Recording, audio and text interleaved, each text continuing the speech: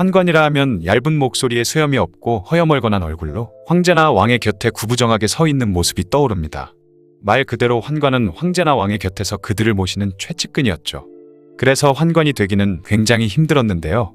그중 제일 큰 이유는 아마도 거시기를 절단하는 것이 아니었나 생각됩니다. 환관들은 다른 신하들과는 달리 하루 24시간 내내 궁에서 생활했죠. 당연히 모든 궁녀는 왕이나 황제의 여자였기 때문에 혹시나 있을 환관과 궁녀 간의 연애질을 막기 위하여 남자의 거시기를 잘라야 하는 규정을 만들었다고 합니다.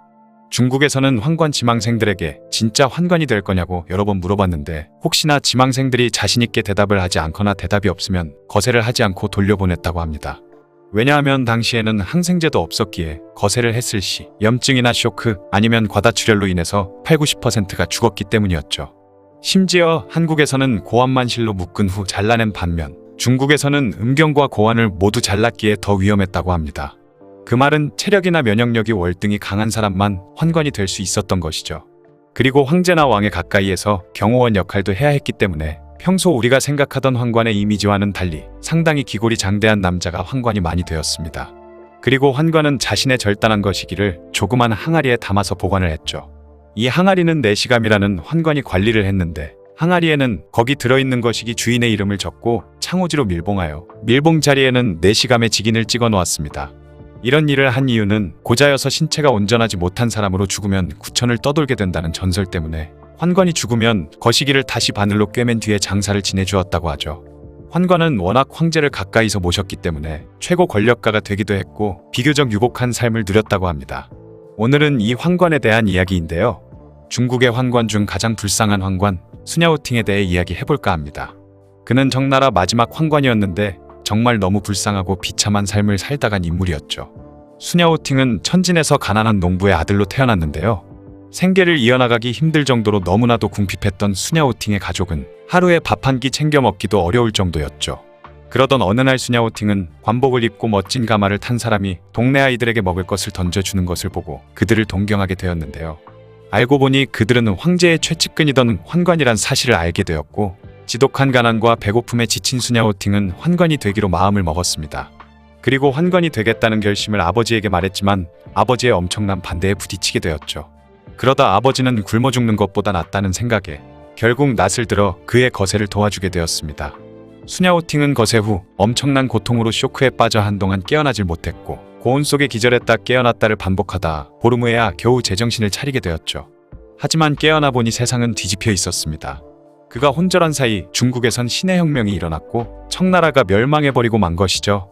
그리고 새롭게 건국된 중화민국은 더 이상 환관을 뽑지 않았습니다.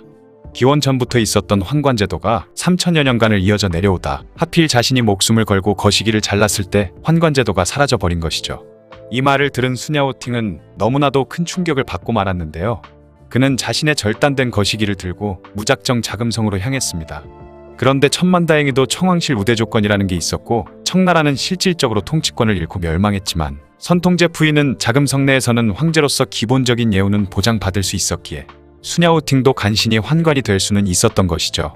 환관이 된 수냐오팅은 다행히 배를 곰지는 않았지만 더 이상 예전과 같은 권세를 얻거나 부귀영화를 누리기는 어려웠습니다. 하지만 이미 거세를 한 그에게는 환관이 되는 일 외에는 다른 방법이 없었죠. 그러던 중 1924년 9월에 펑이샹이 정변을 일으켜 베이징을 점령하고 핍궁 사건을 일으켰습니다. 그로 인해 청나라 황실에 대한 특별 예우는 폐지되었고 선통제 부위와 환관들은 자금성에서 쫓겨나게 되었죠.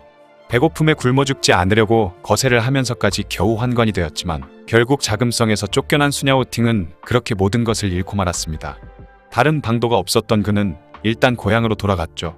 하지만 집안이 너무나도 가난해서 경작할 땅도 없었기에 농사일마저도 할 수 없었고 그는 형제들의 도움으로 겨우겨우 입에 풀칠은 할 수 있었습니다. 하지만 이 작은 시골 마을 사람들은 환관일을 하다 내려온 수냐오팅을 호기심 어린 이상한 시선으로 쳐다보기도 했고 동정을 하기도 했으며 어떤 사람들에게는 고자라며 놀림받거나 빈정거림, 괴롭힘을 당하기도 했는데요. 사람들의 이런 시선들과 놀림이 너무 괴로웠던 수냐오팅은 결국 고향을 떠나 다시 베이징으로 돌아갔고 흑룡사라는 절에 들어가 그곳에 잠시 몸을 의탁했죠. 하지만 나중에는 그마저도 힘들어졌고 그는 또 다시 먹고 살기 위해 길거리를 떠돌았습니다. 그는 거의 10년의 세월 동안 온갖 고생을 다하며 살았는데요. 쓰레기를 주워 돈을 벌기도 했고 경극단에 들어가 삐에로 노릇도 하며 겨우겨우 목숨만 보전하다던 어느 날 한 가지 뜻밖의 소식을 듣게 되었죠. 그 소식은 자신이 모셨던 선통제 푸이가 만주국의 황제가 되었다는 소식이었고, 이 소식을 듣자마자 그는 무작정 만주국으로 발걸음을 옮겼습니다.